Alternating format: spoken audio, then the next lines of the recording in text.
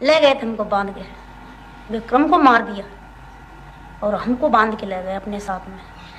किसी ने नहीं सोचा कि ये लड़की है या औरत है, इसको छोड़ देना चाहिए, या तो वो लोग हमको मार देते, जिंदा नहीं छोड़ते। हमने कहा था उन लोगों से कि हमको मार दो, परंतु ये पता नहीं है कि हमारे संग में ये दुर्व्यवहार कौन गांव के थे, कहाँ के थे, किसने किया जरूर है, बहुत ज्यादा किया। नाम में फूल, बदन पर बलात्कार, 22 लोगों को मारने वाला पत्थर दिल और नाग पंचमी पर खुद को मारने वाले को खीर खिलाने वाली इंडिया की बैंडिट क्वीन।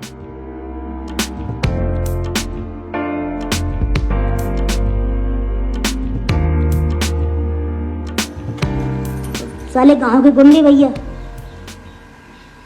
तंग करते, परेशान करते कि तेरी लड़की मेरे को गाली दे रही थी, तेरी लड़की मुझे ऐसा कर रही थी, बहाना करके फिर मुझे मारते पीटते और मेरी माँ से भी पिटवाते, माँ से शिकायत करते कि ये तेरी लड़की का नाम की मुझे पत्थर मार रही थी। मेरी माँ मुझे मार के बाहर निकालती और मेरी शादी बिल्कुल छोटे में हो गई थी, हम 11 साल के थे।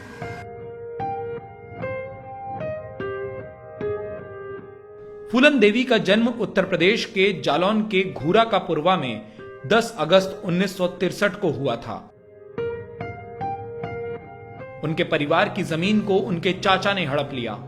11 साल की होने पर फूलन को यह बात समझ आई और अपने परिवार की जमीन को वापस पाने अपने चचेरे भाई से लड़ गईं। फूलन का गुस्सा देखकर उनके घर वालों ने उनकी शादी एक तिगुने उम्र के आदमी से कर दी। जिसे पति होना चाहिए था वो फूलन का बलात्कारी बन गया। रोज की मार और परेशानी से भागकर फूलन घर वापस आई तो चचेरे भाई ने चोरी का झूठा इल्जाम लगा दिया। इस छोटी उम्र में पहली बार फूलन 3 दिन के लिए जेल गईं। परेशानियों के बीच फूलन ने कुछ नए दोस्त बनाए। अपनी ऑटोबायोग्राफी में फूलन ने इन्हें किस्मत की मर्जी बताया है। ये दोस्त डाकू थे। डाकुओं को फूलन पर प्यार आ गया और फिर फूलन को पाने की लड़ाई में डाकुओं का सरदार बाबू गुज्जर डाकू विक्रम मल्लाह के हाथ मारा गया।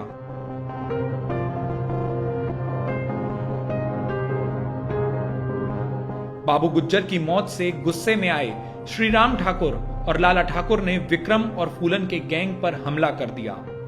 विक्रम की हत्या कर दी और फूलन को उठा ले गए। इसके बाद फूलन के साथ जो हुआ उसने फूलन की जिंदगी बदल दी।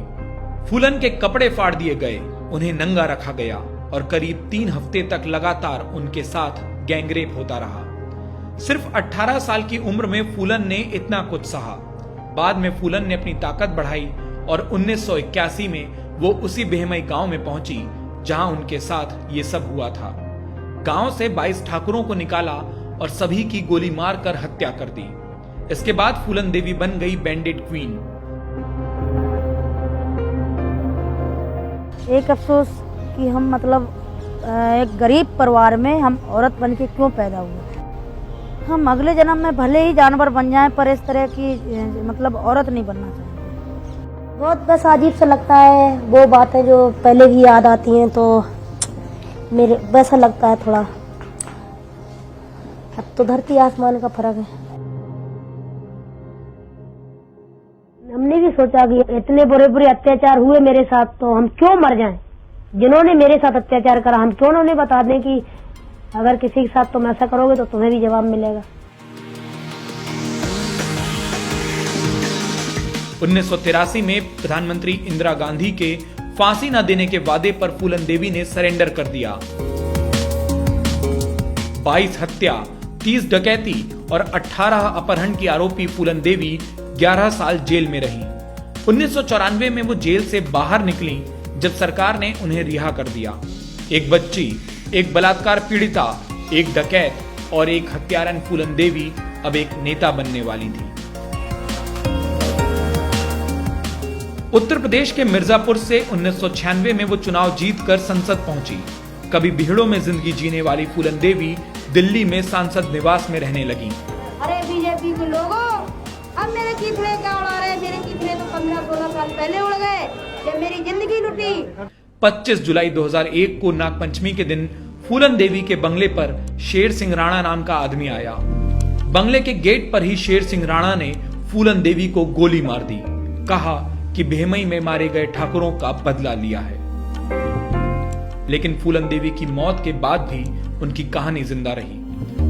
वो शायद उस वक्त की इकलौती डकैत थी जिनके ऊपर फिल्म बनी थी, उनके ऊपर किताबें लिखी गईं।